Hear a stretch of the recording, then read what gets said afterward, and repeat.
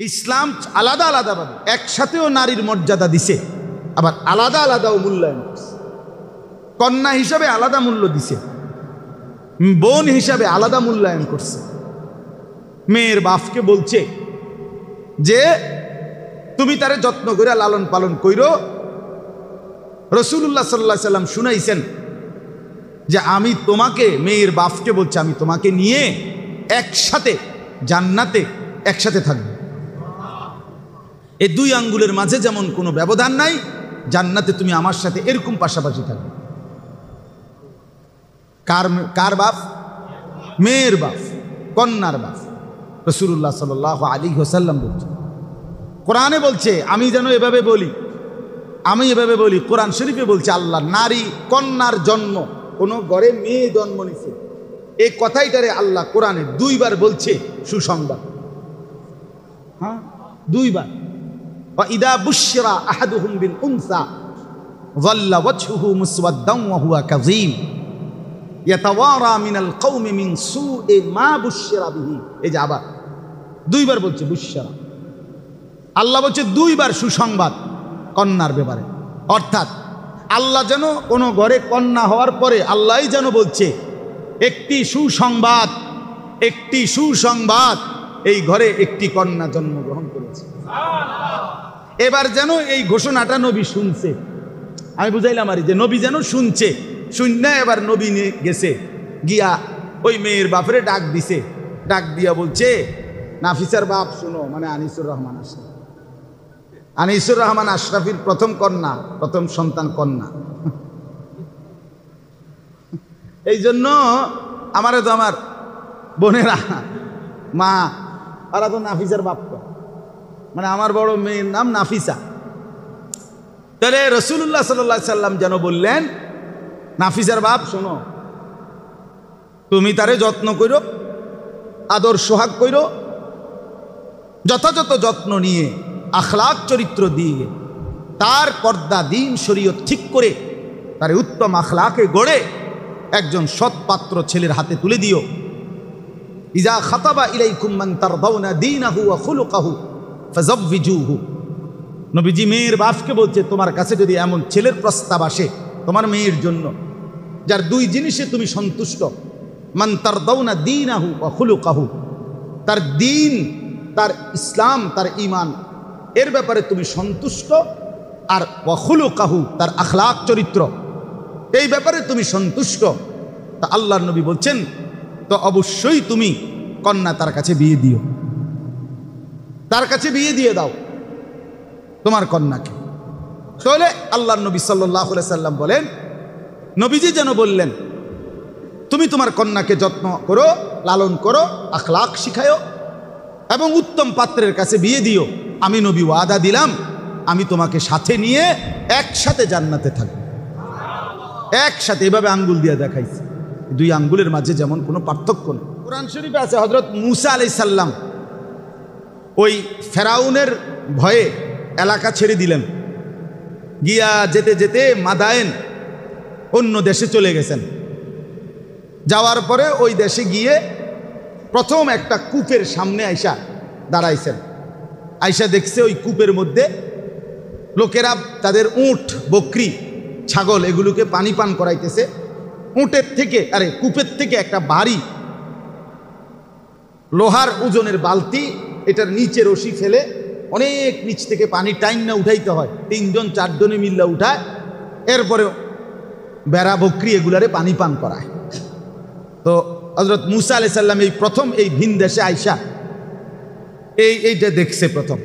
তো দেখছে, হঠাৎ তাকাইয়া একটু দূরে দুইটা মেয়ে, তাদের অনেকগুলো বকরি ছাগল টাইনা ধরে রাখছে রশি, তারা আলাদা দাঁড়িয়ে আছে।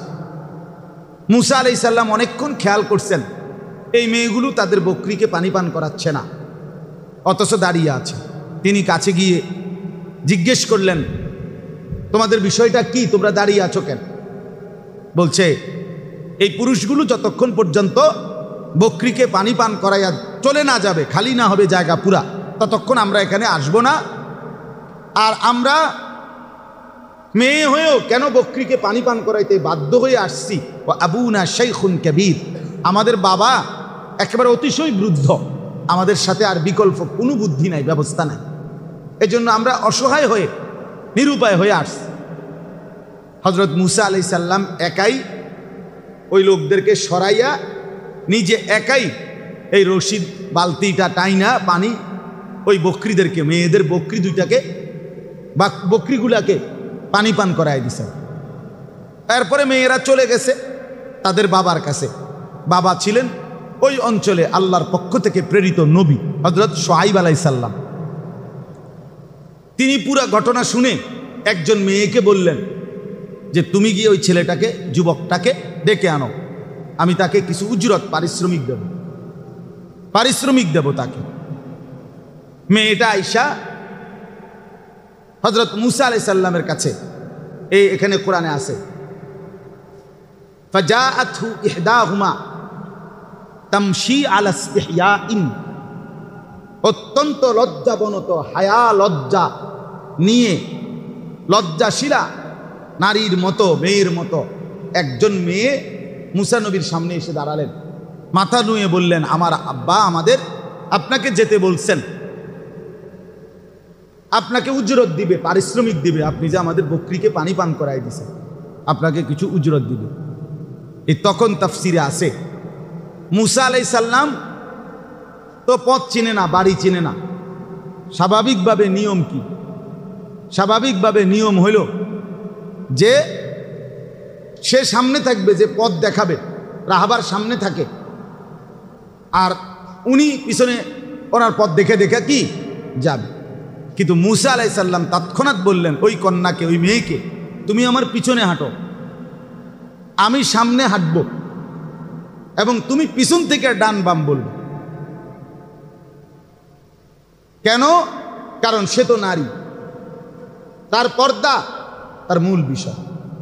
এক যুবক পুরুষ পিছনে থাকবে আর এই নারী সামনে সামনে হাঁটবে, সেটা অবশ্যই তার পর্দার খেলাফ হবে। এই জন্য মূসা আলাইহিস সালাম তাকে বললেন তুমি পিছনে হাইটা আমারে ডান বাম বল। এই হলো ইসলাম, এই হলো আল্লাহর দ্বীন।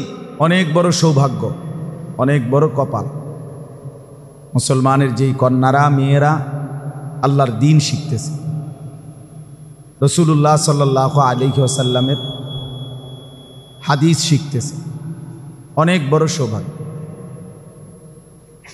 সময়ের বর্তমান প্রেক্ষাপট যে মুসলিম নারী, মুসলিম কন্যা, বাস্তবতা হলো সংখ্যাগরিষ্ঠ অংশই দিন থেকে অনেক দূরে। পর্দা বলতে সামান্য কিছুকে বোঝে, আল্লাহর হুকুম বলতে দুই চারটা কথাকে বোঝে। পর্দা বলতে অনেক নারী মনে করে শুধু যে বোরখা একটা গায়ে দেয় এটারই কয় পর্দা। আসলে তো এটা বোরখা যেটা, এটা তো পর্দা না। পর্দা তো ইসলামের একটা বিধান, শরীয়তের একটি হুকুম।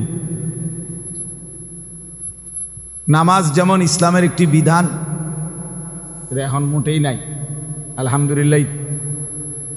আওয়াজ এখন আর মোটেই নাই, ধীরে ধীরে কিছুই, এগুলোর কারণে না, এগুলা কারণে না। এটা এখানে যে অপারেটর নাই, আপনার অপারেটর ছাড়া আপনি পারতেন না। ওরা বলে যে এগুলো এমনভাবে লাগাই দিয়ে গেছি, কোনো ডিস্টার্ব হইতো না হুজুর, ওইলে আমার খবর দিয়ে না, আসলে ধোকা। মাইক অপারেটর দেখছি যে আমি 20 বছর, বুঝেন নাই কথা, ওদের এই সদর বদর আমি আজীবন দেখে আসছি। হ্যাঁ হ্যাঁ, আমার এই দুঃখ আর বলার মতো না, কারণ জিন্দিগিটাই মাইকেল লগে, কাজেই এইটা দেখছি বহু। ওরা আপনার কষ্ট দেয় অধিকাংশই। তো বলতেছিলাম এগুলো প্রয়োজনে আবার লাগান। এটা যদি মনে করেন অসুবিধা বোধ করে, এটাতে না, এটাতে কোনো আওয়াজে আসে না। এই আলাদা যে ছেলেরা এগুলো লাগাইছে এটার কারণে কোনো সমস্যা না, এটা তো সবসময় লাগায়, প্রতিদিন লাগায়। এখন আমি মাগরিবের পরে যেখানে বয়ান করছি সেখানেও তো এগুলো লাগাইছে, তো তো ওই সময় তো অসুবিধা হয় না।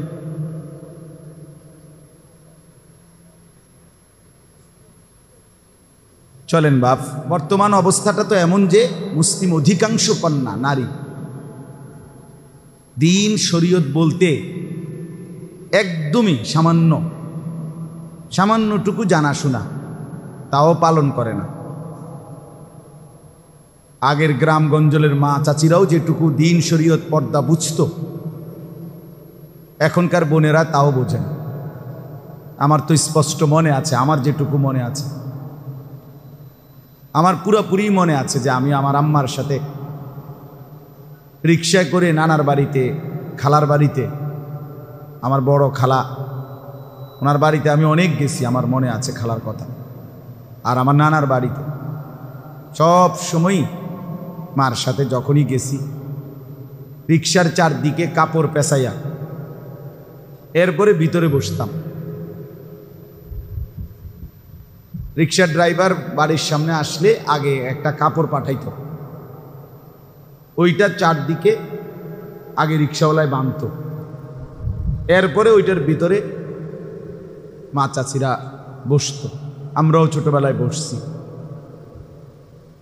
আমার এতটুকুও মনে আছে যে কত সময় এই রিকশার কাপড়টা যে বাহির যে দেখা যায় না, আমরা ছোট মানুষটা টানতাম, মানে দেহি না, তো মায়ের ধমক দিত, বসায় রাখত। আমার নানার বাড়ি থেকে আমার খালার বাড়ি ধরেন 7-8 মাইল বা 6-7 মাইল হবে। আমার একেবারে স্পষ্ট মনে আছে যে আমি আমার মার সাথে খালার সাথে বহুবার সন্ধ্যার পরে অথবা ভোরে ফজরের আগে ক্ষেতের লাইল দিয়া কোনাচ্চা হাইটা হাইটা গেছে। এবং সব সময় মা, খালা, চাচি তাদের কাছে ছাতা থাকতো আলাদা। দূরে থেকে কোনো পুরুষ আসতেছে দেখলেও ছাতা দিয়ে একসাথে এক পাশে দাঁড়ায় থাকতো যতক্ষণ ওই বেটা পার না হয়। তাইলে পর্দা পুশিদাকে তারা এতটা বেশি গুরুত্ব দিত, বুঝত। আমার নানি আমি দেখছি পুরা বুঝ হওয়ার পরেও আমার নানু নামাজের সময় আলাদা আরেকটা বোরকা গায়ে দিয়ে নামাজ পড়ত। ও অনেক সময় আমরাও বলছি যে এটা আসলে লাগে না, না উনি এটা বুঝতেন না। বোরকা পরা জরুরি না নামাজের সময়, কিন্তু তবুও তিনি পড়তেন। আমার আম্মা স্কুলে ক্লাস 4 পর্যন্ত পড়ছে, শুধু 4র্থ শ্রেণী পাস।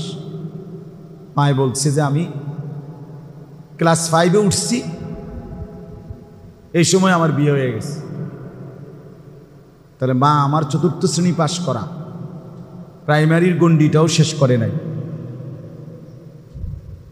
কিন্তু সেই মাকে তো আমি বুঝ হওয়ার পরে পুরাপুরি দেখছি, মা শতভাগ পর্দানশীল। আমার ছোট চাচা, মেজো চাচা কত সময় শহরে আমাদের বাসায় আসতেন, আমি মারে কোনোদিন দেখি নাই ওনাদের সাথে দেখা দিতে। তাইলে বলার উদ্দেশ্য হইল বাপ, আমরা খুব অল্প সময়ের ব্যবধানে খুব দ্রুত টেলিভিশনের পর্দার মতো, অর্থাৎ যেখানে একটা দৃশ্যের পরে আরেকটা দৃশ্য খুব দ্রুত পাল্টে যায়, খুব অল্প সময়ের ব্যবধানে রাত দিন ব্যবধান হয়ে গেছে। মানে আমার ছোটবেলা আর আমার এখন, আমার বয়স তো এখন মনে করেন 900 বছর, ঠিক না? আমার বয়স এখন 43। 1981 সনে আমার জন্ম, অক্টোবর মাসের 25 বা 26 তারিখ। তাইলে আমার যদি মোটামুটি বুঝ হওয়ার বয়স 8-10 বছর বাদ দেই, যেটুকু আমি বুঝি, তো 10 বছর যদি বাদ দেই তাহলে 33 বছর। তাহলে 33 বছরের ওই মাথা আর এই মাথা, গত 30 বছর আগে আর 30 বছর পরে আমার হায়াত কত ব্যবধান, কতটা ব্যবধান। এখন যদি কোনো একটা রিক্সার মধ্যে এরকম চারদিকে কাপড় লাগাইয়া যায়, রীতিমতো কয়েক লাখ মানুষ এটার ছবি উঠাবে, ঠিক না বলেন? ফেসবুকে দিবে যে বলেন আদিম যুগের স্মৃতি দেখেন, আদিম যুগের স্মৃতি বলবে যে আজ থেকে 2000 বছর আগে পৃথিবীতে এমন ছিল, এমনটাই মনে করবে, রীতিমতো অবাক হবে। এখনকার সন্তানকে ওইটা বুঝাইতে কষ্ট হয়ে যাবে যে কেমন ছিল ওই দৃশ্য। এই জন্য বললাম অনেক ব্যবধান, খুব দ্রুততম 30 বছরের ভিতরে দৃশ্যপট অনেক বদলে গেছে। নারী মুসলিম কন্যা সবার কাছে মনে হচ্ছে শিক্ষিত, এসএসসি পাস, ইন্টার পাস, দাখিল পাস, আলেম পাস, পড়ালেখা করছে, শিক্ষিত, কিন্তু দিন, শরীয়ত, আখলাক, ইসলামের শাশ্বত বিধান, পর্দা নারীর কোথায়? এত দ্রুত হারিয়ে গেছে, একদম খুব দ্রুততম সময় হারিয়ে গেছে। এই জন্য বললাম আলহামদুলিল্লাহ, আল্লাহর দয়ায় আমাদের এই কওমি মাদ্রাসার যে মহিলা মাদ্রাসাগুলো, আল্লাহ পাকের মেহেরবানিতে কিছুটা হলে পর্দা, ইসলামের হুকুম, এটাকে বাস্তবতায় ধরে রাখার সর্বাত্মক চেষ্টা করতেছে। আজকে বোরকা, মহিলা মাদ্রাসার মেয়েদের বোরকাও বোরকা, আর রাস্তায় চলতে ফিরতে নারীর বোরকাও বোরকা, লাল, নীল, হলুদ, কমলা, বেগুনি, শত শত আইটেমের কালারের বোরকা। বোরকা বানাইতে কাপড় যেদ্দুর লাগে, 3 পিস বানাইতেও কাপড়ের দূরে লাগে,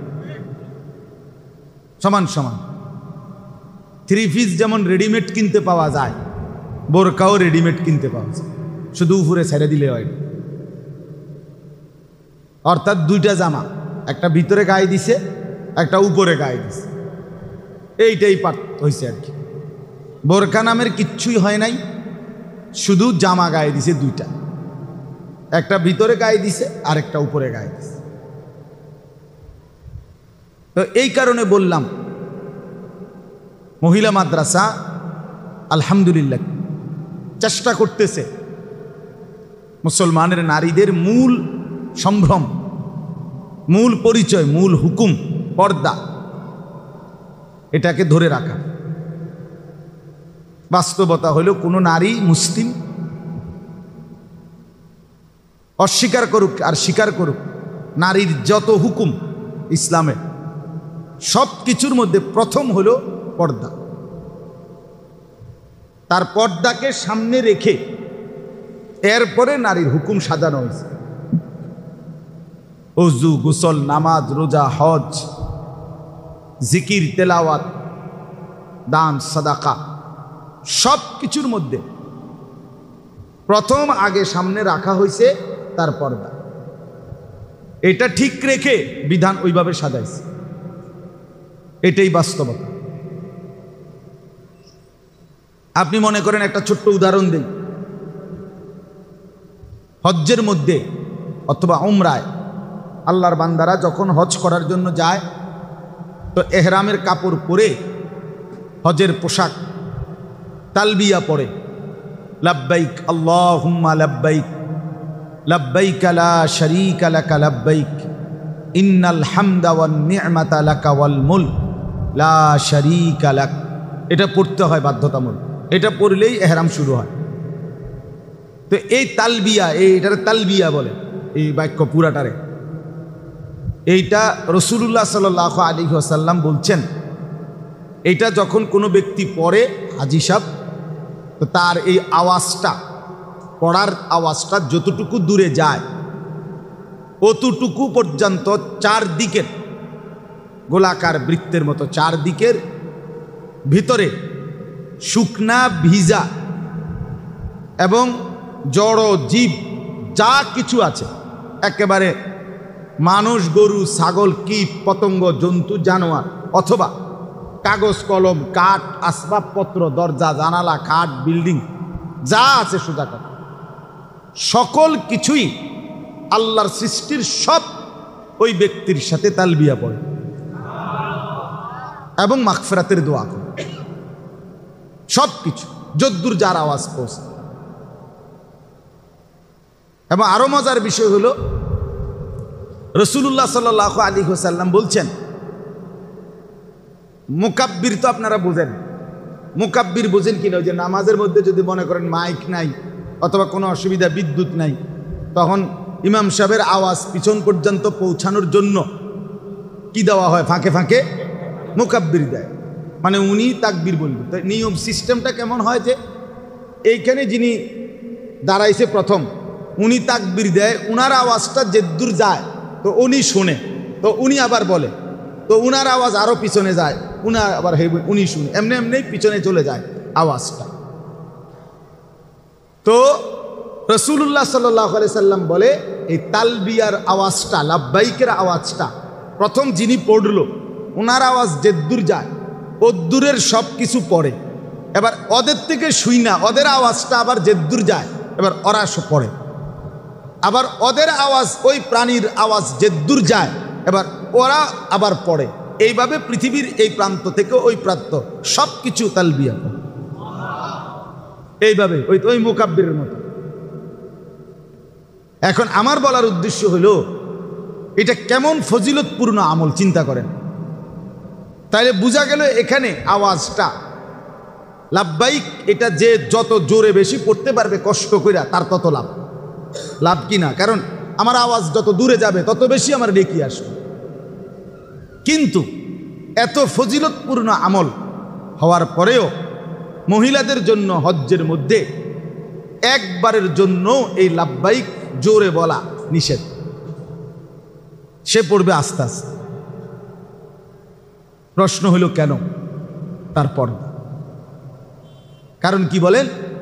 তার পর্দা, তার পর্দার খেলাফ হবে, অর্থাৎ তার আওয়াজ, সাউতুল মারআতি হিজাবুন, নারীর গলার আওয়াজ, এটাও হিজাব, এটাও পর্দা। তাহলে ওই যে আমি বললাম আগে, বিষয়টা শুধু কেবল বোরখার কাপড়টা না, পর্দা ওইটারে বলে না, এটা শরীয়তের বিধান। পর্দা কোথায় কোথায় তাকে পর্দা করতে হয়, কিভাবে, এটা জেনে নেওয়া, বুঝে নেওয়া বিস্তারিত তার জন্য বাধ্যতামূলক। তাইলে বোঝা গেল, দেখেন, নারীর জন্য আগে হলো পর্দা, তারপরে শরীয়তের হুকুম সাজাইছে। এই হজ্জেরই আরেকটা উদাহরণ, সাফা মারওয়া দুইটা পাহাড়ের এই পাশ থেকে ওই পারে হজ্জের মধ্যে যাইতে হয়, হাঁটতে হয়। এখানে এই পাহাড় থেকে হাঁটা শুরু করে ওই পাহাড়, এখানে সাফা, ওইখানে মারওয়া, দুইটা পাহাড়ের নাম। এটা হজ্জের অংশ, উমরার অংশ। হজ্জের মধ্যে এই সাফা মারওয়া সাই করা ওয়াজিব, করতেই হবে। তাইলে এটার মাঝখানে একটা জায়গা আছে, ওই দেখেন এখানে এরকম একটা চিহ্ন আছে, ওই যে ওই দরজাটার উপরে একটা সবুজ বাতির মতো জ্বলতেছে, ওইখানে একটা জায়গা আছে, নির্দিষ্ট এরিয়া, ওইখানে সবুজ বাতি জ্বলে। এই দুই পাহাড়ের মাঝামাঝি জায়গাটার মধ্যে এইটুকু জায়গা, যেটুকু জায়গায় সবুজ বাতি জ্বলে, এইটুকু জায়গার নিয়ম হলো, কোরআন শরীফে আছে, হযরত মূসা আলাইহিস সালাম ওই ফেরাউনের ভয়ে এলাকা ছেড়ে দিলেন, গিয়া যেতে যেতে মাদায়েন অন্য দেশে চলে গেছেন। যাওয়ার পরে ওই দেশে গিয়ে প্রথম একটা কূপের সামনে আইসা দাঁড়াইছেন। আইসা দেখছে ওই কূপের মধ্যে লোকেরা তাদের উট, বকরি, ছাগল এগুলোকে পানি পান করাইতেছে। উটের থেকে, কূপের থেকে একটা ভারী লোহার ওজনের বালতি, এটার নিচে রশি ফেলে অনেক নিচ থেকে পানি টাইম না উঠাইতে হয়, 3 জন 4 জনে মিল্লা উঠায়, এরপরে বেড়া, বকরি এগুলারে পানি পান করায়। তো হযরত মূসা আলাইহিস সালাম এই প্রথম এই ভিন দেশে আইসা এইটা দেখছে প্রথম। তো দেখছে, হঠাৎ তাকাইয়া একটু দূরে দুইটা মেয়ে, তাদের অনেকগুলো বকরি, ছাগল টাইনা ধরে রাখছে রশি, তারা আলাদা দাঁড়িয়ে আছে। মুসা আলাইহিস সালাম অনেকক্ষণ খেয়াল করছেন এই মেয়েগুলো তাদের বকরিকে পানি পান করাচ্ছে না, অথচ দাঁড়িয়ে আছে। তিনি কাছে গিয়ে জিজ্ঞেস করলেন, তোমাদের বিষয়টা কি, তোমরা দাঁড়িয়ে আছো কেন?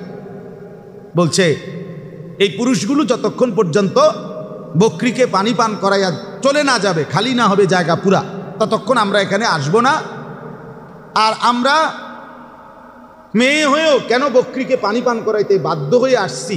ও আবুনা শাইখুন কাবীর, আমাদের বাবা একেবারে অতিশয় বৃদ্ধ, আমাদের সাথে আর বিকল্প কোনো বুদ্ধি নাই, ব্যবস্থা নাই, এজন্য আমরা অসহায় হয়ে নিরুপায় হয়ে আসছি।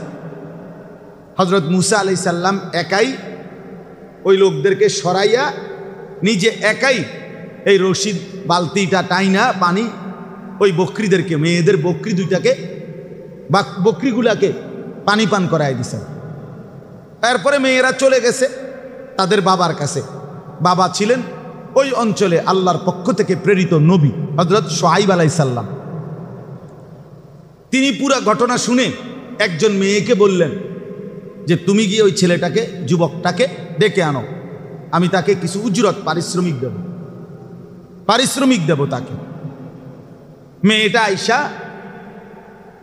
হযরত মুসা আলাইহিস সালামের কাছে, এখানে কোরআনে আছে, ফাজাআতহু ইহদাহুমা তামশি আলা ইসতিহয়াইন, অত্যন্ত লজ্জাবনত, হায়া লজ্জা নিয়ে, লজ্জাশীলা নারীর মতো, মেয়ের মতো একজন মেয়ে মুসা নবীর সামনে এসে দাঁড়ালেন, মাথা নুয়ে বললেন, আমার আব্বা আমাদের আপনাকে যেতে বলছেন,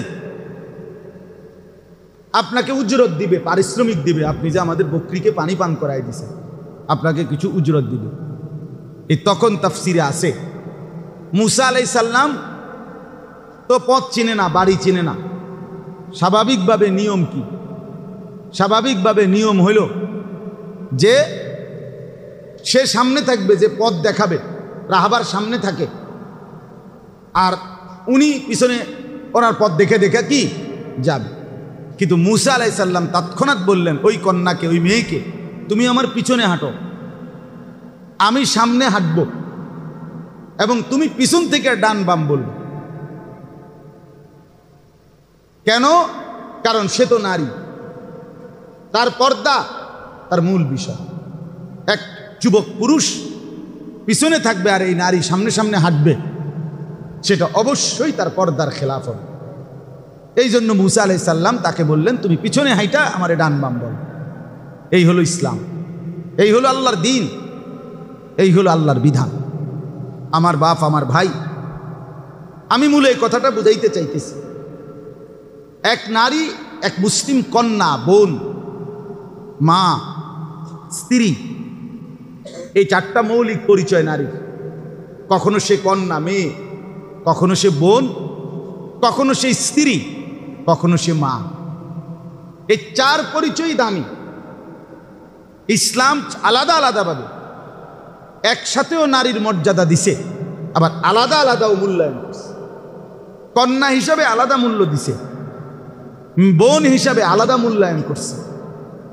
মেয়ের বাপকে বলছে যে তুমি তারে যত্ন করে লালন পালন কইরো। রাসূলুল্লাহ সাল্লাল্লাহু আলাইহি সাল্লাম শুনাইছেন যে আমি তোমাকে, মেয়ের বাপকে বলছে, আমি তোমাকে নিয়ে একসাথে জান্নাতে একসাথে থাকবো। এই দুই আঙ্গুলের মাঝে যেমন কোনো ব্যবধান নাই, জান্নাতে তুমি আমার সাথে এরকম পাশাপাশি থাকবে। কার বাপ? মেয়ের বাপ, কন্যার বাপ। রাসূলুল্লাহ সাল্লাল্লাহু আলাইহি ওয়াসাল্লাম বলছে, কোরআনে বলছে, আমি যেন এভাবে বলি, আমি এভাবে বলি, কোরআন শরীফে বলছে আল্লাহ, নারী কন্যার জন্ম, কোনো ঘরে মেয়ে জন্ম নিছে, এই কথাইটারে আল্লাহ কোরআনে দুইবার বলছে সুসংবাদ। হ্যাঁ, দুইবার। وَإِذَا بُشِّرَ أَحَدُهُمْ بِالْأُنثَى ظَلَّ وَجْهُهُ مُسْوَدًّا وَهُوَ كَظِيمٌ يَتَوَارَى مِنَ الْقَوْمِ مِنْ سُوءِ مَا بُشِّرَ بِهِ। এই যে আবার দুইবার বলছে বুশরা। আল্লাহ বলছে দুইবার সুসংবাদ কন্যার ব্যাপারে। অর্থাৎ আল্লাহ যেন কোনো ঘরে কন্যা হওয়ার পরে আল্লাহই যেন বলছে একটি সুসংবাদ, একটি সুসংবাদ, এই ঘরে একটি কন্যা জন্মগ্রহণ করেছে। এবার যেন এই ঘোষণাটা নবী শুনছে, আমি বুঝাইলাম আর যে নবী যেন শুনছে, শূন্য এবার নবী নিয়ে গেছে, গিয়া ওই মেয়ের বাপরে ডাক দিছে, ডাক দিয়া বলছে, নাফিসার বাপ শুনো, মানে আনিসুর রহমান আশরাফ, আনিসুর রহমান আশরাফির প্রথম কন্যা, প্রথম সন্তান কন্যা। এই জন্য আমারও তো আমার বোনেরা মা ওরা তো নাফিসার বাপ, মানে আমার বড় মেয়ের নাম নাফিসা।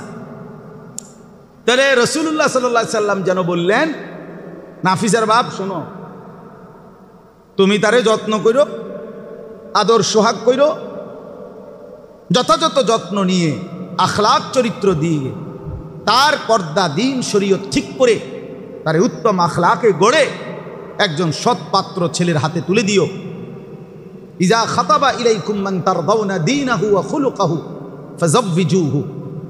নবীজি মেয়ের বাপকে বলছে, তোমার কাছে যদি এমন ছেলের প্রস্তাব আসে তোমার মেয়ের জন্য, যার দুই জিনিসে তুমি সন্তুষ্ট, মান তারদাউনা দীনাহু ওয়া খুলুকাহু, তার দিন, তার ইসলাম, তার ঈমান এর ব্যাপারে তুমি সন্তুষ্ট, আর ওয়া খুলুকাহু তার আখলাক চরিত্র এই ব্যাপারে তুমি সন্তুষ্ট, তা আল্লাহর নবী বলছেন তো অবশ্যই তুমি কন্যা তার কাছে বিয়ে দিও, তার কাছে বিয়ে দিয়ে দাও তোমার কন্যাকে। তাহলে আল্লাহর নবী সাল্লাল্লাহু আলাইহি সাল্লাম বলেন, নবীজি যেন বললেন, তুমি তোমার কন্যাকে যত্ন করো, লালন করো, আখলাক শিখায়ো এবং উত্তম পাত্রের কাছে বিয়ে দিও। আমি নবী ওয়াদা দিলাম, আমি তোমাকে সাথে নিয়ে একসাথে জান্নাতে থাকবো। একসাথে, এভাবে আঙ্গুল দিয়ে দেখাইছে, দুই আঙ্গুলের মাঝে যেমন কোনো পার্থক্য নেই। তাইলে কন্যা হিসাবে কি পরিমাণ মূল্যায়, আমি অনেক হাদিস, সবগুলো বললে অনেক সময় হয়ে গেছে এমনিতে।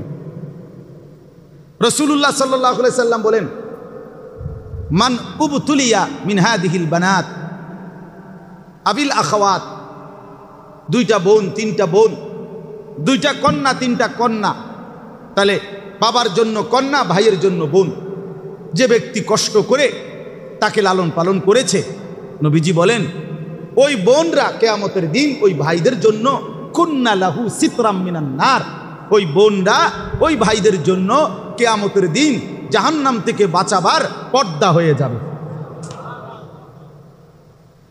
ভাইকে বাঁচাবার জন্য জাহান্নাম থেকে বোনরা দাঁড়িয়ে। রাসূলুল্লাহ সাল্লাল্লাহু আলাইহি ওয়াসাল্লাম বলছেন, খায়রুকুম খায়রুকুম লিনিসাইহিম, স্ত্রী হিসাবে নবী বললেন ওই পুরুষদেরকে যে তোমাদের মধ্যে সর্বোত্তম পুরুষ ওই ব্যক্তি যে তার স্ত্রীদের কাছে উত্তম। ওয়া আনা খায়রুন লি আহলি, আমি মুহাম্মদ আমার বিবিদের কাছে উত্তম। জিজ্ঞেস করে দেখো, সাহাবীরা জিজ্ঞেস করছে চিন্তা ভাবনা করে যে কারে জিঙ্গাউন যায়। নবীজির বিবি মোট 11 জন, এর মধ্যে একজন মাত্র স্ত্রী হলো একেবারে সবচেয়ে কম বয়স্কা কুমারী, আর সব হলো আগে বিবাহিতা ওনারা ছিলেন। হযরত আয়েশা রাদিয়াল্লাহু তাআলা আনহা, নবী সাল্লাল্লাহু আলাইহি সাল্লামের বয়স যখন 53 বছর বা 54 বছর, তখন ওনার বয়স মাত্র 9 বছর। কতটা ব্যবধান! তাহলে এই মাত্র 9 বছরের এই বালিকা 54 বছরের একজন পুরুষ যিনি স্বামী, তিনি যথোপযুক্তভাবে এই 9-10 বছরের মেয়ে তার হক, তার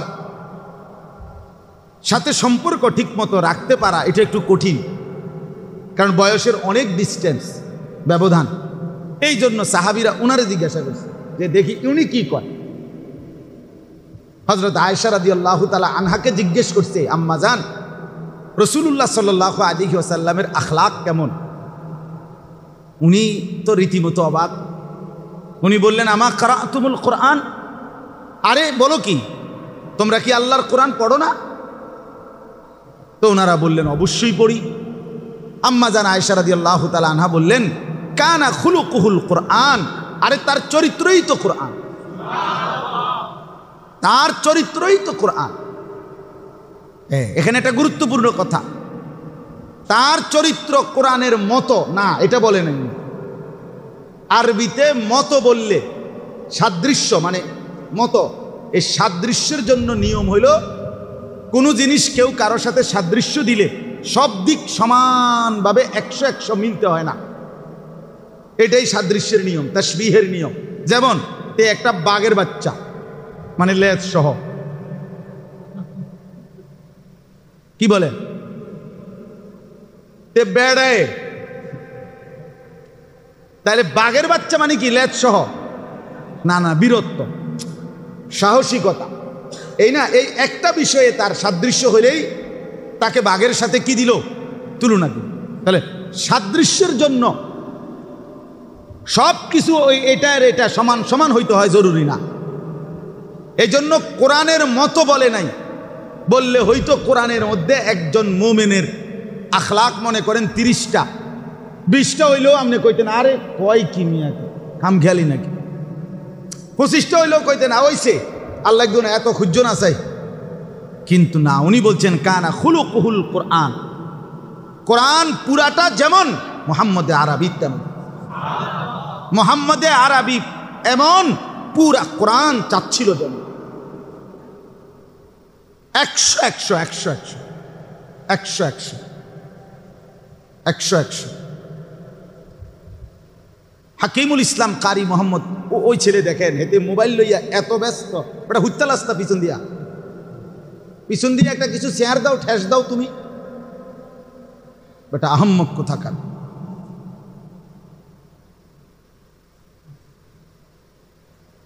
মানে সে এটা নিয়ে এত পরিমাণ ব্যস্ত হচ্ছে, কোনোভাবে হেতের সুবিধা মতো এটা উঠতে আসে না, কেমনে উঠাইলে এটা পজিশন হইব এইটাই হে বুঝতে আসে না। আমাদের দেশের ছেলে পেলেদের মতো কোন ডিজাইনে চুল কাটলে তার কাছে সুন্দর লাগে হে নিজে কই তারা, এই জন্য বছরের 5-6 আইটেমের চুল বদলাইছে, মানে নিজের কাছেই নিজেরে ভাল লাগে।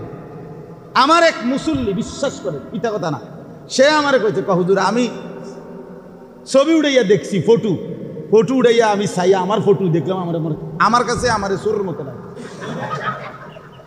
হে মেয়ে আমার বাচ্চা আছে, তোর কাছে মোবাইল নাম্বার নেন, বলে আপনি কইছেন নিয়ে কথা।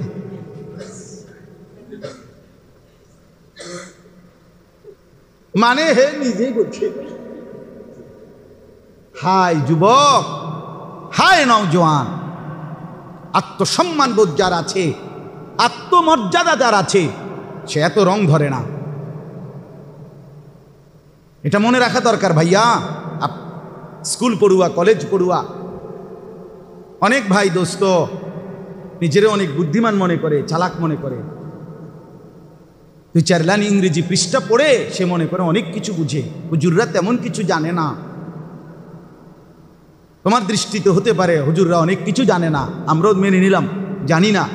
তো এতটুকু জানি যে বারবার যে রং বদলায়, সাজ বদলায়, নিজের চলন বলন বদলায়, এটা আত্মসম্মান আত্মমর্যাদাপূর্ণ ব্যক্তির পরিচয় হইতে পারে না। এটা কিছুটা অপ্রকৃতিস্থ ব্যক্তি, কিছুটা মানসিক ভারসাম্য কম এমন ব্যক্তির পরিচয়, যে নিজেই বুঝতে পারে না কি ডান দিকে চুল বড় রাখলে আমার সুন্দর হয়, এই মাসে এটাই মনে হয়েছিল, পরের মাসে আবার হেদিকে বাড়াইলে মনে হয়। তো তাহলে কি বোঝা গেল? তোমার নিজের সৌন্দর্যের উপরেই তো তোমার। তাহলে যারা একটু প্রতিবন্ধী, মানসিক ভারসাম্যহীন, আপনি তাদের দিকে দেখেন তারা কি করে। কখনো লুঙ্গিটা পরে, কখনো এটা খুলে লায়, কখনো মাথাতে একটা কিছু দিল, আবার এটা খুলে লায়, এরকম করে না? তো তাহলে এই তো এলোমেলো বিষয়। এই জন্য আমাদের ধর্ম ইসলাম, আমাদের আল্লাহ, আমাদের আখেরাত, আমাদের রসুল সব কিছু আমাদের জন্য নির্ধারণ করে দিয়েছে। কোরআনে আছে ফাকিম ওয়াজহাকা লিদ্দীন হানিফা। আল্লাহ কোরআনে বলছে প্রত্যেকটা পুরুষ, প্রত্যেকটা মুমিন পুরুষ নারীকে আল্লাহ বলছে প্রত্যেকেই একনিষ্ঠভাবে আমার দ্বীনের উপরে পুরা চেহারা, পুরা দিল দিমাগ এদিকে ফিরাইয়া রাখো আমার দ্বীনের দিকে।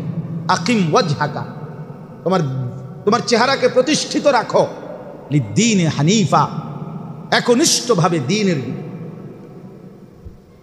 ফিতরাতাল্লাহিল্লাতী ফাতারান নাসা আলাইহা, আল্লাহ বলেন সৃষ্টিগতভাবেই আমি আল্লাহ তাআলা আল্লাহকে মানার, আখেরাতকে মানার, আমার হুকুম মানার সৃষ্টিগত যোগ্যতা দিয়েই আমি আল্লাহ তাআলা মানুষকে সৃষ্টি করেছি। সেই যোগ্যতা কশ্চিনকালেও হারায় না, মুছে যায় না। প্রত্যেক মানুষের ভিতরে, জওয়ান, বুড়ো, নারী, পুরুষ, প্রত্যেকের ভিতরে আল্লাহকে মানার, খোদার কসম, সৃষ্টিগত যোগ্যতা।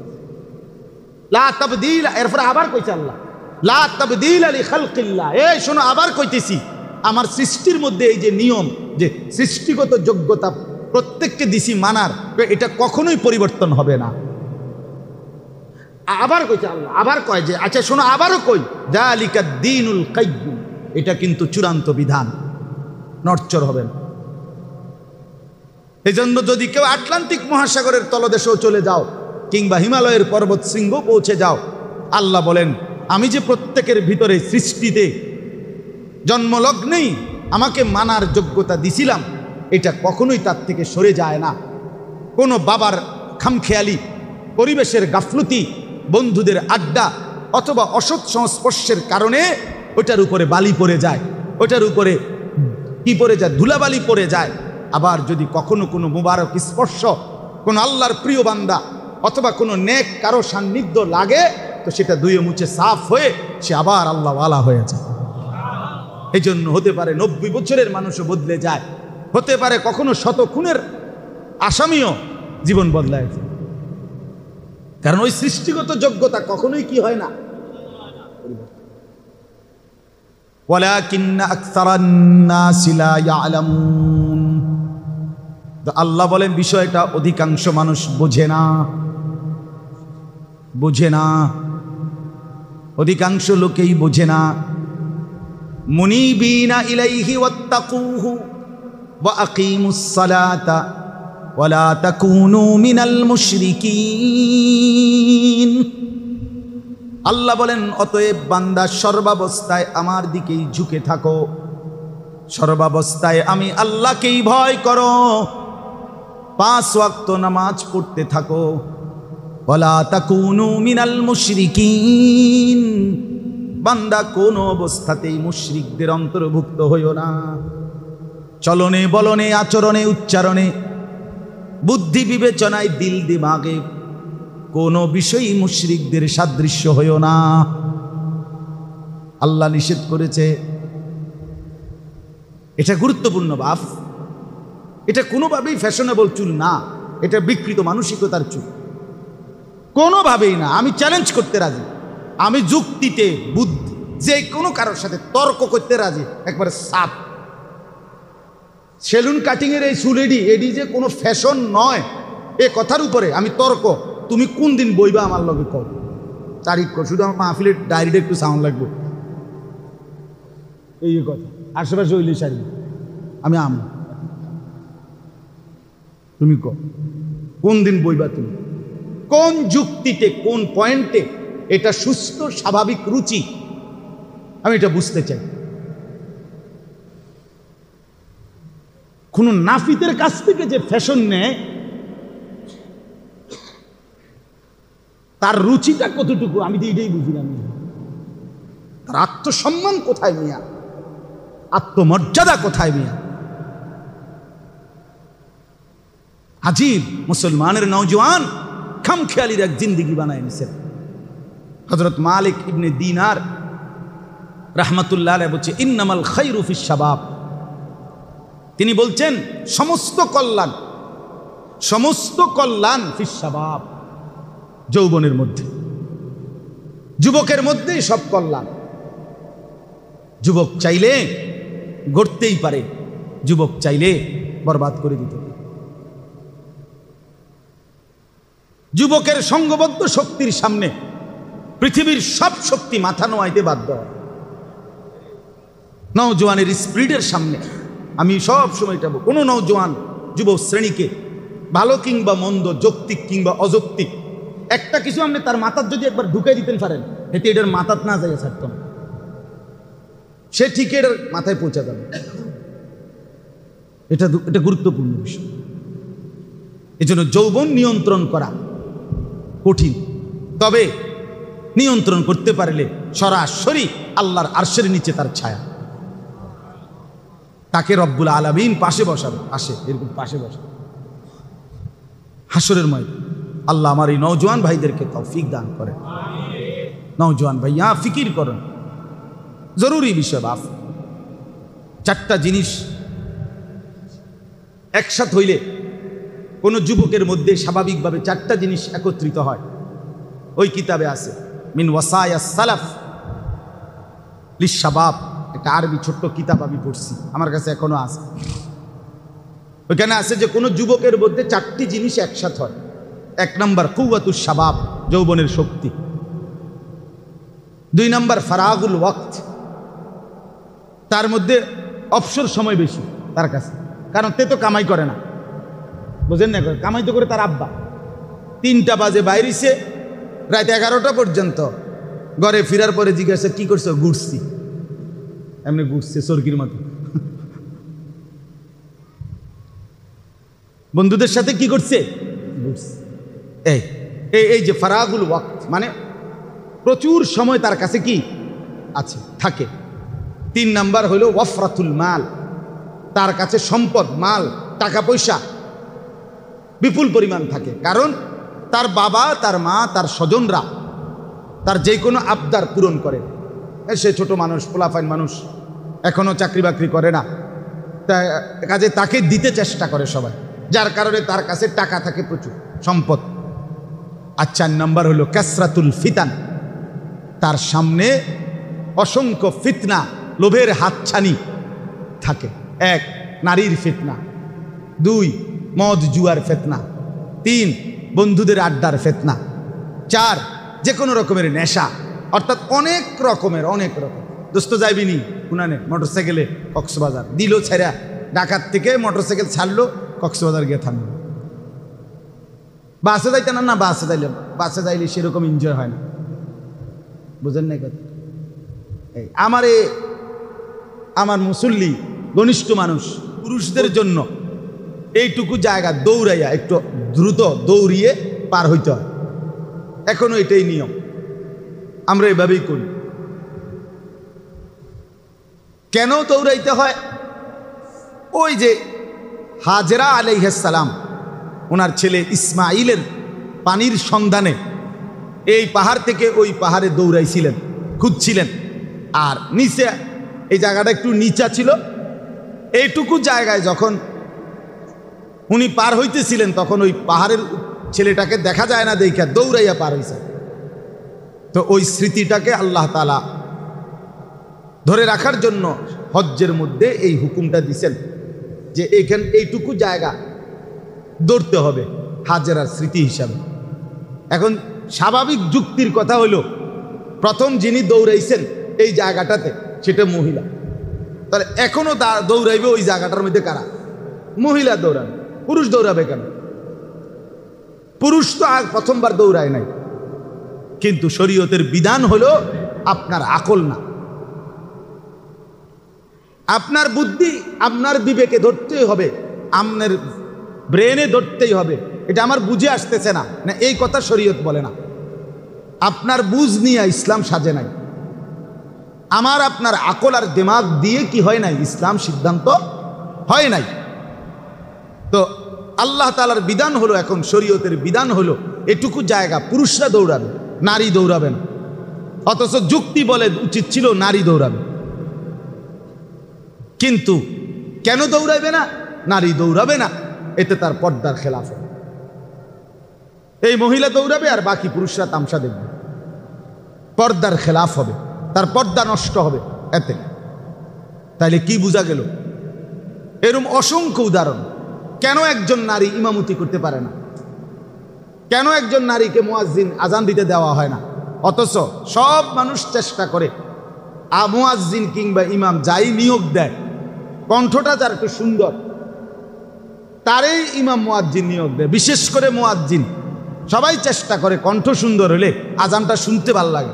স্বাভাবিকভাবেই সৃষ্টিগতভাবে পুরুষের চাইতে নারীর কণ্ঠ সুন্দর, তাহলে যুক্তির বিচারে সবাই যেহেতু সুন্দর কণ্ঠই তালাশ করে, তো মহিলারাই মুয়াজ্জিন হওয়া উচিত। কথা বুঝছেন না? এবং এটা আহামরি কোনো চিল্লানেরও কোনো কিছু না। মাইকে আজান দিব, মাইকেই তো আওয়াজটা পৌঁছাইব। যদি এমন না হয় আর তো না, সামনেবার ঠিক হয়ে যাবে, ঠিক হয়ে যাবে না চলেন। তো বলতেছিলাম, নারী আজান দেও না, নারী ইমামতি করে না, সর্বকিছুতে মূল মাসআলা হলো নারীর পর্দা। নারীর কি বলেন? রাসূলুল্লাহ সাল্লাল্লাহু আলাইহি ওয়াসাল্লাম বলছেন, নবীজির জামানায় মহিলারা মসজিদে নববীতে জামাতে শামিল হতেন। তো আল্লাহ নবী সাল্লাল্লাহু আলাইহি ওয়াসাল্লাম বলছে, খায়রু সুফুফিন নিসাই আখিরুহা, মহিলাদের জন্য সর্বোত্তম কাতার হলো একদম পিছনের কাতার। কেন? পর্দা। সে আগে আসলো, তাকে দাঁড়াইতে হবে কোথায়? পিছন। কেন? তার পর্দা, তার পর্দা। পরবর্তীতে আল্লাহ নবী সাল্লাল্লাহু আলাইহি ওয়াসাল্লাম, মহিলা সাহাবী জিজ্ঞেস করছে, ইয়া রাসূলুল্লাহ সাল্লাল্লাহু আলাইহি ওয়াসাল্লাম, মসজিদে নববীতে আপনার সাথে মসজিদে আইসা নামাজ পড়া এটা আমার জন্য উত্তম, নাকি আমার ঘরে আমি নামাজ পড়া আমার জন্য উত্তম? আল্লাহ নবী সাল্লাল্লাহু আলাইহি ওয়াসাল্লাম বলেন, তোমার ঘরের সবচেয়ে ভিতরের যেই কামরা, ওইখানে গিয়ে নামাজ পড়া তোমার জন্য উত্তম। অথচ এখানে রাসূলুল্লাহ সাল্লাল্লাহু আলাইহি ওয়াসাল্লামের সাথে দাঁড়াবার কথা, মানে মসজিদে নববীর সাথে বলতে মানে এই জামাতে, তার চাইতে উত্তম তোমার ঘরের ফি কাআরে বাইতিহা, তার ঘরের মূল যেই কুঠুরি, যেখানে একদম পিছনে ভিতরে, সেখানে পড়া উত্তম। কেন বলেন? কেন? পর্দা। কেন বলেন না? এরকম অনেক উদাহরণ আপনাকে দেওয়া যাবে। সব কিছুর মূলে নারীর সমস্ত হুকুম পর্দা। মাসালা হলো কোরবানির প্রাণী যখন জবাই করে, উত্তম হলো শরীয়তের চাওয়া হইল যাদের কোরবানি হচ্ছে, অর্থাৎ এই গরুটা দিয়ে যাদের ওয়াজিব আদায় করা হয়, যেই 7 জনের মনে করেন বা যেই 2 জনের দেয়ার, তারা এখানে উপস্থিত থাকা, সামনে থাকা জবাইয়ের সময়, এটাই উত্তম। কিন্তু নারী, তার জন্য এটা নিষেধ। কেন? তার পর্দা। এই সব কিছুতে নারীর ক্ষেত্রে মাসআলা, আমার বাতাস, আমার আলো, আমার অন্ধকার, আমার হাত, আমার চোখ, আমার নাক, আমার কান, আমার পা, আমার আলো অন্ধকার, আমার দিন, আমার রাত, আমার ঘন্টা, আমার মিনিট, আমার সেকেন্ড, আমার দেওয়া তোমার স্ত্রী, আমার দেওয়া তোমার সন্তান, আমার দেওয়া তোমার সম্পদ মাল, একটা একটা করে বলো বান্দা কি করেছো? কি বলবেন বাপ? যুবক ভাই, তোমরা যারা নামাজ পড়ো না, কি বলবা বাপ? হায় বাপ, কি বলবা? দুনিয়ার সমস্যার সমাধান তো হইল না, সমাধান তো হইছে না, পুরা সমাধান আসবে না।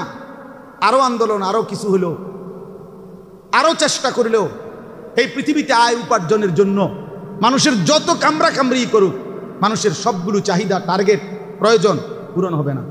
দুনিয়া এক অতৃপ্ত জায়গার না, যেখানে কেউ কখনো তৃপ্ত হয় নাই। তুমি হবে কেন? কেউ যদি বলে উনি এই রাস্তাটা করে দিছে, উনি এই রাস্তা করে দেওয়ার কারণে পৃথিবীতে অমর হয়ে থাকবেন, রাস্তায় যেন ডাক দিয়ে কয়, আল্লাহ দোহাই আমি তো থাকতাম না, এবারটা কেমন অমর হইব? আরে বেকুব, তুই কারে কস? আমি জমিন নিজেই তো থাকবো না, আমি দুনিয়াই তো থাকবো না, দুনিয়া তো অমর হয় কেমনে? অমর হইলে তো আমি নিজেই হইতাম অমর। এই জন্য বন্ধু, বাপ, সবাইকে বলি, রাত হয়েছে, আপনাদেরকে বুঝাইতে চাচ্ছি, খোদার কসম, একটা স্বপ্ন, পরিকল্পনা সবগুলো পূর্ণ হবে না, একজনেরও না, অতৃপ্ত থেকে যাবে। দুনিয়া এক অতৃপ্ত জায়গার নাম। তৃপ্তির সব কিছু পরিপূর্ণ মিলবে শুধুই জান্নাতে। ওয়ালাকুম ফিহা মা তাশতাহি আনফুসুকুম, যা চাইবে দিল তাই মিলবে কোথায়? জান্নাত, জান্নাত। অতএব আমরা প্রত্যেকে ফিকির করি। আমার কথা ছিল এই, আমি শুধু তর্জমা শোনাবো। আমার মূল বক্তব্য ছিল, যে কথাটা আমি বলতে চাইছিলাম, নারীর পর্দা, নারীর নিজেকে সাজিয়ে রাখা, আল্লাহর দ্বীন আর কোরআন সুন্নাহর বিধান মতো নারী নিজেকে পরিচালনা করা। বিশ্বাস করেন, এটাই ছিল মুসলিম নারীর মূল পরিচয়। তো ওই কথা থেকে গেছিলাম, হযরত আয়েশা রাদিয়াল্লাহু তাআলা আনহা বলছেন, আমার স্বামীর চরিত্র বলছো? আমার স্বামীর চরিত্র পুরাটাই কোরআন। মনে আছে না এই কথার থেকে? হ্যাঁ, ও বেচারারে সোজা করতে গিয়া আরেকদিকে মানে কাইতিয়ে গেছিল, যদি কইরা ওইদিকে মাথা ব্যথা পাইতো তাহলে পুরা মাহফিলের বদনাম হতো যে হেনে গিয়া বেচারা মোবাইলের ছবি উড়ে দিকে মাথা আড়াইলিস। যাই হোক, তো এই জন্য বললাম, শেষ কথা হইল মা, এক নারীর মর্যাদা মা। আচ্ছা, মা হিসাবে নারীর মর্যাদা এটা কতক্ষণ কইলে শেষ হইব? ঠিক কিনা বলেন না কেন? কতক্ষণ কইলে শেষ হইব? এটা কি শেষ হইবার বিষয়? মায়ের মর্যাদা শেষ করার বিষয়? কি পরিমাণ মর্যাদা! আমি তো বলি, মজার বিষয় হলো আমি তো বলি, ওই যে জন্মের দিন নারীকে মানে কন্যাকে এই যে মর্যাদা দিতে দিতে শুরু হয়েছে, কন্যা, বোন, স্ত্রী, তো যখন সে মা হইছে এইবার করছেটা কি? ইসলাম, আমাদের নবী সাল্লাল্লাহু আলাইহি সাল্লাম এবার মাকে, মা নামের এই নারীকে মর্যাদা দিতে গিয়ে জান্নাতের উপরে উঠায় দিয়েছে। জান্নাতের মানে মায়ের পায়ের নিচে যদি হয় জান্নাত, এটাই তো হাদিস নাকি? এটাই তো বিশুদ্ধ হাদিস। তো মা কোথায়? ঠিক কিনা বলেন না কেন? মার পায়ের নিচে জান্নাত না, তো জান্নাতের উঠে উঠাই দিছে মাকে। সুবহানাল্লাহ, মা তোর মাথার তাজ। এত সম্মান, এত মর্যাদা যে নারীকে ইসলাম দিয়েছে, আহা, সেই বোন, সেই মা, সেই কন্যা, সেই বিবি আজ সব ছেড়ে শুধুই কেবল রাস্তার কিছু পর পুরুষকে নিজের রূপ, যৌবন, শরীর, নিজের অঙ্গভঙ্গি, নিজের চেহারা এটুকু দেখানোর জন্য নিজের এতগুলো মর্যাদা, এতগুলো সম্মান, আখেরাতের এই সব কিছুকে বিসর্জন দিয়ে দিছে শুধুমাত্র বেপর্দা হয়ে পর পুরুষকে দেখাইবার জন্য। অথচ জীবনভর যতজনরে দেখাইছে কেউ তার কথা জীবনেও মনে রাখে না। এক বেপর্দা নারী মনে করেন যত বেড়াইতে এ পর্যন্ত এগুলি দেখাইছে, তার শরীর, তার যৌবন, তারা কেউ তার কথা কি মনে রাখছে? না রাখবে কেউ। তো আমার শায়েখ আল্লামা মুফতি মুশতাকুন নবী কাসিমি হুজুর প্রায়ই বলে, রাবেয়া বসরির নাম 1000 বছর পরেও আজকের পৃথিবী জানে, অথচ সে নিজেকে গোপন রাখছে, আল্লাহ তারে চমকায় দিছে। কিন্তু ওই সময় থেকে নিয়ে আজ পর্যন্ত কত সুন্দরী রূপসী নারী এই পৃথিবীতে নিজের রূপ যৌবন দেখাইছে, কিন্তু তাদের নাম পৃথিবীর কেউ জানে না, কেউ জানে। রাবেয়া বসরি যখন ছিলেন ওই জামানায় বসরার সবচেয়ে সুন্দরী নারী কে ছিল কেউ জানে না, কিন্তু রাবেয়া বসরির নাম সবাই জানে। আব্দুল কাদের জিলানী রহমতুল্লাহ আলাইহি যে জামানায় বাগদাদে ছিলেন ওই সময় বাগদাদের প্রেসিডেন্ট কে ছিল কেউ জানে না, কিন্তু আব্দুল কাদের জিলানীর নাম সবাই জানে। বায়েজিদ বোস্তামির নাম সবাই জানে, কিন্তু ওই সময় বোস্তাম নগরীতে সবচেয়ে বড় ধনী ব্যক্তি কে ছিল তার নাম কেউ জানে না। পৃথিবীতে মালওয়ালা, সম্পদওয়ালা আল্লাহকে ছেড়ে দিলে তাদের নাম থাকে না। আল্লাহ আমাদেরকে বুঝার তৌফিক দান করেন। অতএব আজকের কথার খোলাসা হলো, নিজেদের বোন, নিজেদের কন্যা, নিজেদের স্ত্রী, নিজেদের মা অর্থাৎ নারী, তার দিকে যত্নবান হওয়া, তাকে দিন মানানো, তার জন্য দিনকে বাধ্যতামূলক করা। আল্লাহ তাআলা এই কোরআন এটা বলছে, এই আয়াতটাই শোনাচ্ছি। আল্লাহ তাআলা এখানে একটা সাংঘাতিক গুরুত্বপূর্ণ কথা বলছে। আল্লাহ বলছে, শোনো, নারীকে আমি 5টা দায়িত্ব দিছি, এই 5টা দায়িত্ব যদি সে পালন করে, আমার উদ্দেশ্য আমগরে বলছে, পুরুষরা শোনো, এই নারীরে তোমরা 5টা কাজ করাইও, বুঝাইও, বলিও, আমি বলে দিছি। আল্লাহ বলছে তোমরা খেয়াল রাখো শুধু। ফলে কি হবে? এতে করে আমি আল্লাহ ওয়াদা দিলাম, এই নারীর মাধ্যমে তোমাদের ঘর সমস্ত অশ্লীলতা, গুনাহ, নাপাকি থেকে একদম পবিত্র করে দেব। তোমরা শুধু খেয়াল রাখো, আমি যে 5টা বলছি নারী যেন সেগুলো পালন করে। কি? 1 নাম্বার, ওয়াকারনা ফি বুয়ুতিকুন্না। আল্লাহ বলছে, হে নারীগণ, তোমাদের প্রথম পরিচয়, প্রথম ডিউটি, তোমাদের জিন্দেগির মূল কর্মস্থল, তোমরা তোমাদের ঘরে অবস্থান করো। এখান থেকেই বাকি কিছু পর্দা মেনে ঠিক করবা। ডাক্তার দেখাইতে হবে, স্বামীর বাড়ি যাইতে হবে, বাবার বাড়ি যাইতে হবে, হজে যাইবা, একান্ত কোনো প্রয়োজনে দুনিয়ার যে কোনো কাজে বের হইবা, ঠিক আছে বের হইও, দিন মাইনা, পর্দা মাইনা। তবে তুমি এটা মনে রাখো, তোমার মূল ঠিকানা, তোমার মূল কর্মস্থল, জিন্দিগির রাত্র দিন, তোমার মূল অবস্থান তোমার ঘর, তোমার ঘর। পুরুষকে বলছে তোমার মূল কর্মস্থল বাহির, ফান্তাশিরু ফিল আরদ, জমিনে ছড়িয়ে পড়ো।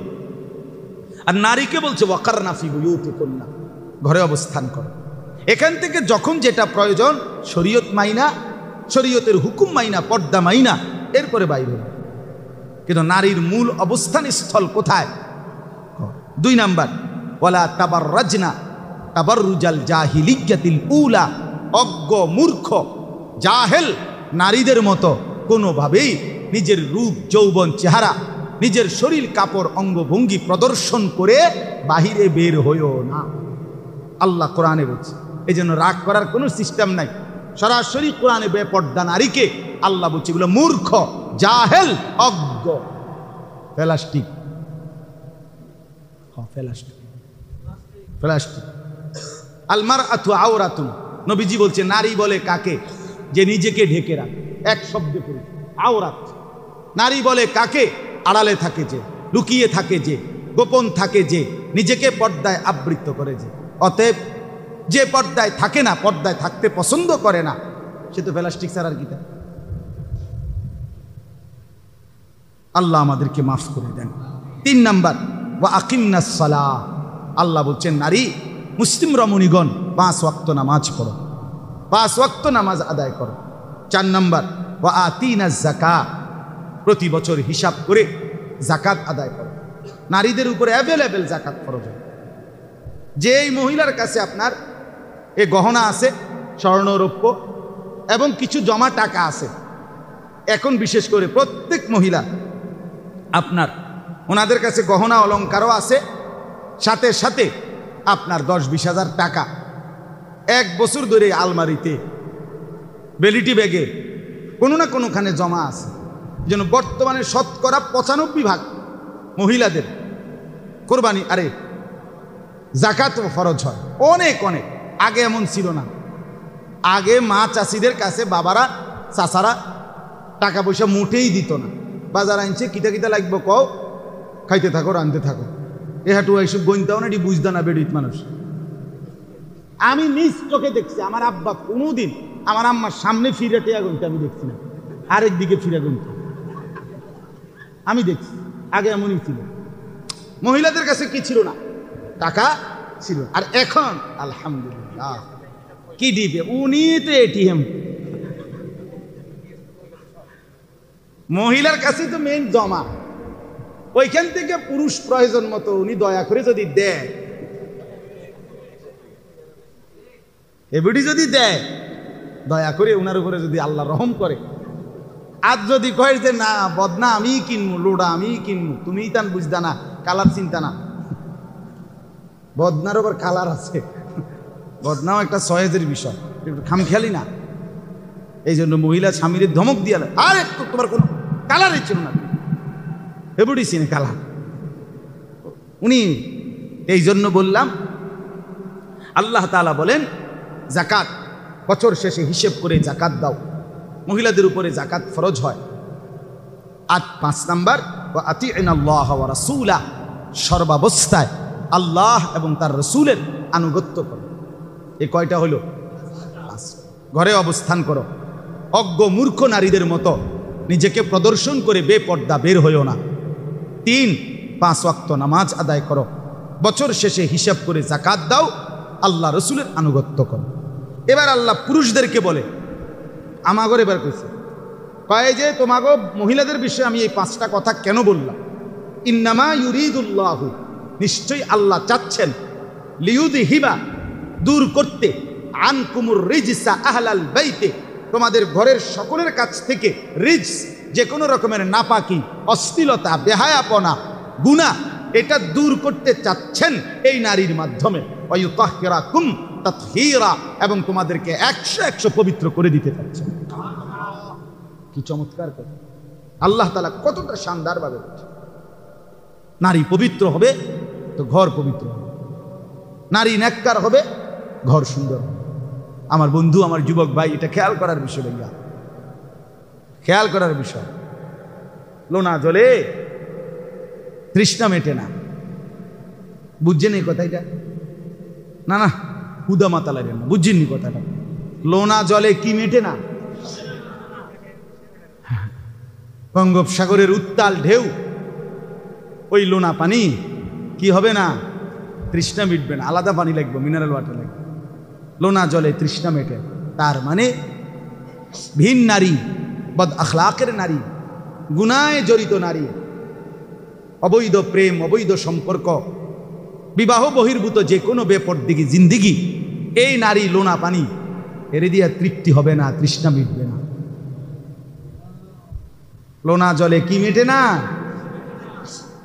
এই জন্য আল্লাহ তাআলা কোরআনে বলছে যে পুরুষ মনে রাখো, তোমার আখলাক খারাপ তো তোমার জন্য মিলবো আরেকটা খারাপ খবিশ, দুই খবিশ একসাথে হবে। আল খাবিসাতু লিল খাবিসিন, খবিশ মিলবে তোমার। নবীজি বলছে ফজরের নামাজ যে পড়ে না সে খবিশ, হাদিসে তো মিলবে এরকম আরেক খবিশ, আরেক খবিশ, নাউজুবিল্লাহ। এজন্য এমনি রাস্তার নারী আর মোবাইলের বেডি এগুলি আসলে যে হাস দেয়, মানে হাসি দেয়, হ্যাঁ ধোকা ধোকা। ল্যাবে পাঠাইলে ফরমালিন আসবে, রিপোর্টে বলবে যে পুরাটা ফরমালিন, হ্যাঁ ফরমালিন আসবে। ওই হাসি ধোকা, ওই হাসি কি ধোকা। বেপর্দা নারীর হাসি ধোকা, বেহায়া নারীর হাসি ধোকা। এজন্য যুবক ভাইয়া লা তাখতার, প্রতারিত হইও না, প্রতারিত হইও। রব্বুল আলামিন যে শাহওয়াত দিয়েছেন সেটা পূরণের হালাল ব্যবস্থাপনা আল্লাহ রেখেছেন। তৃষ্ণা যিনি দিয়েছেন হালাল পানি তিনি দিয়েছেন, ক্ষুধা যিনি দিয়েছেন হালাল খাবার তিনি দিয়েছেন, লজ্জাস্থানের শাহওয়াত যিনি দিয়েছেন হালাল স্ত্রী তিনি ব্যবস্থা রেখেছেন। অতএব নিজেকে বরবাদ না করি, নিজেকে নষ্ট না করি। আল্লাহ তাআলা শেষ বলছেন ওয়াযকুরনা মা ইউতলা ফি বুয়ুতিকুন্না মিন আয়াতিল্লাহি ওয়াল হিকমা। এই কথাটাই শেষ। আল্লাহ বলছে হে নারীগণ, নারীদেরকে বলছে তোমরা পড়ো তোমাদের ঘরে দুই জিনিস, এক আল্লাহর কোরআন, দুই ওয়াল হিকমা রাসূলের সুন্নাহ। এই জন্য নারী তার ঘরে পড়বে আল্লাহর কোরআন, রাসূলের সুন্নাহ। এই জন্যই আমাদের এই মহিলা মাদ্রাসাগুলোতে 8 বছর 9 বছর 6 বছর 10 বছর লাগায়া ছোট্টবেলার থেকে নারীকে আল্লাহর কোরআন এবং রাসূলের সুন্নাহ হাদিসের কিতাব সহ পড়িয়ে তাকে তার কলিজার ভিতরে আখিরাত পর্দা মিলায়। আমি সেদিন একজনকে বুঝাইছি একটা বিষয় নিয়ে আর কি। মনে করেন সে একজন পর্দানশীল নারী বিয়ে করছে, আচরণগত তার মানে তার আচরণের মধ্যে একটু ত্রুটি, যে চেতাচেতি করে, খসর খসর করে, ভালো কথা, কিন্তু সে অনেকটা অভিযোগ দিছে আমার কাছে। কিন্তু আমি বললাম ভাইয়া তুমি আগে দুইটা কথায় আসো। একটা হলো তার কথাবার্তা মনে করো একটু উগ্র, কিন্তু সে নামাজের ব্যাপারে 5 ওয়াক্ত নামাজ এটা কখনো ছাড়েনি তোমার জানা মতো এই পর্যন্ত বিবাহ হয়েছে তো কয় না হুজুর এই ব্যাপারে আমি কোনোদিন বলতে হয়নি। আমি বলে পর্দা আমাদের এই যে মূল শরীয়ত এই পর্দা যেটা এটা করেনি, কজুর এই ব্যাপারে আমি 100 আমি বলি এইটাই আমগো মহিলা মাদ্রাসার বড়, যে এইটা কমপক্ষে 5 ওয়াক্ত নামাজ, তার চরিত্র, তার পর্দা আখলাক, এই ব্যাপারে তাকে আর তুমি বলতে হবে না ইনশাআল্লাহ। সে নিজের থেকেই এটা সত্তাগতভাবে করবে। আর উত্তম আখলাকের জন্য তার কথাবার্তা তার সাথে মিল মহব্বত ভালোভাবে হওয়ার জন্য প্রতিনিয়ত আল্লাহর কাছে তুমি আমি দোয়া করতে থাকি। দোয়া করো, ইনশাআল্লাহ আল্লাহ চাইলে বদলায় দিন। কিন্তু অসংখ্য পুরুষ তো, আমার একজন ঘনিষ্ঠ মানুষ আছে যে আমার কলিজার চাইতে বেশি মহব্বত করে, আমার খুব আপনজন। সে আমার কাছে আজকে না হয়তো 5 বছর 6 বছর ধরে প্রতিনিয়ত যখনই দেখা হয় তার চোখ দিয়ে পানি পড়ে। শুধু এক আফসুস যে হুজুর আমার জীবনের আর কোনো অভাব নাই, কিন্তু আমি উঠতে বসতে শুধু আমার বিবিরে বলতেছি নামাজ পড়তে, কিন্তু সে নামাজ পড়ে না, সে নামাজ পড়ে। আমার জীবনের এটাই বড় আফসোস। তাইলে যে স্ত্রী নামাজ পড়ে না, পর্দা করে না, বিশ্বাস করেন তাকে এই বিষয়ে অভ্যস্ত করা অনেক কঠিন ব্যাপার, অনেক কঠিন ব্যাপার। এই জন্য দয়া করে আল্লাহ তাআলা কোরআনে বলছে নারী তার জন্য এমন সবকের ব্যবস্থা করা উচিত, এমন পড়ার ব্যবস্থা করা উচিত যেন আল্লাহর কোরআন রাসূলের সুন্নাহ সে পড়তে পারে। ইন্নাল্লাহা কানা লতীফান খবীরা, নিশ্চয়ই আল্লাহ তাআলা সব কিছু সূক্ষ্মভাবে দেখেন এবং সংবাদ রাখেন। অর্থাৎ আপনি আপনার স্ত্রী, আপনার কন্যা, তার ব্যাপারে আপনি কি আচরণ করছেন সত্যিকারভাবে তাকে দিন শিখাবার জন্য, এটা আল্লাহ দেখছেন, খবর রাখছেন। অতএব আজকে দুই বিষয়ে আমি কথা বললাম। একটা বিষয় হলো আমরা প্রত্যেকে, এই যুবক ভাই আপনারাও, বাবারাও, সবাই নিজ নিজ বোন, স্ত্রী, কন্যা, কারো আজ হোক, কারো ভবিষ্যতে হবে, প্রত্যেকেই এ কথা নিশ্চিত যে বর্তমান সময়ের এই প্রেক্ষাপটে আমাদের জন্য এটা আরও বেশি জরুরি। আমাদের কন্যা, বোন, স্ত্রী, মা সবাইকে চরিত্রবান, নামাজি, পড়নেওয়ালা বানাবার জন্য এবং দ্বীনি আনার ব্যবস্থা করার কোনো বিকল্প নেই। তৌফিক দান। আর যুবক ভাই, মাঝখান দিয়ে আপনাদেরকে বলছি, ভাইরা, এটা আমার প্রতিদিনকার কমন ডিউটি। বলি বরবাদ করেন না দোস্ত আমার, নিজের নষ্ট, নিজের চরিত্র, নিজের নামাজ, নিজের সেজদা একবার যত্ন নিয়ে আদায় করার চেষ্টা করি। মনে রাখেন, আমার শেষ কথা, আমি করতে কবর আখেরাতে তো একাই, দুনিয়াতেও আমরা একাই। আমি যখন অসুস্থ হই, আমার সাথে আমার বন্ধুরা অসুস্থ হয় না, আমি একাই। আমি যখন অ্যাক্সিডেন্ট করি, আমার সাথে আমার বন্ধুরা অ্যাক্সিডেন্ট করে না, আমি একাই। ভেবে দেখ, 2021 সালে আমার পাও ভাঙ্গা গেছিল মোটর সাইকেলে, একদম ভাঙ্গা গেছে পাও। আমার বন্ধুর মোটর সাইকেলে আমি পিছনে বসা ছিলাম, আমি চালাইছি না, আমি চালাইতে পারিও না, কিন্তু ওর কিচ্ছু হয় নাই, একটা সুতা কিছু হয় নাই, কিন্তু আমার পাও ভাঙ্গা গেছে। আমি একাই। দুনিয়া এক স্বার্থপর দুনিয়া। সামনের সিএনজি 3 জন মারা গেল, পিছনের সিএনজি থামে না, ফাঁসি দিয়ে যায়। সামনের গাড়ি অ্যাক্সিডেন্ট করে পড়ে থাকলো, পিছনের গাড়িগুলো পাশ দিয়ে চলে যায়, কেউ থামে না। স্বার্থপর এই দুনিয়ায় কেউ থামে না, কেউ কাউরে মনে রাখে না রে বাপ, কেউ মনে রাখে। তুমি মরলে, আমি মরলে, এরপরেও সেদিন সূর্য উঠবে, চাঁদ উঠবে, পৃথিবীর আলো, বাতাস, রোদ, বৃষ্টি, এই ব্যস্ত কোলাহলের দুনিয়া কিচ্ছু থামবে না, শুধু আমি থাকবো না, শুধু আমি থাকবো না। দোস্ত আমার, বন্ধু আমার, এটাই বাস্তবতা।